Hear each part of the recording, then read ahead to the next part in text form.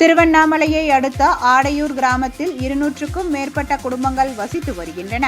இந்நிலையில் இந்த கிராமத்தில் கடந்த ஒரு வார காலமாக குடிநீர் விநியோகம் செய்யப்படவில்லை என்று கூறப்படுகிறது. மேலும் குடிநீர் அசுத்தமாக உள்ளது என்று புகார் எழுந்துள்ளது.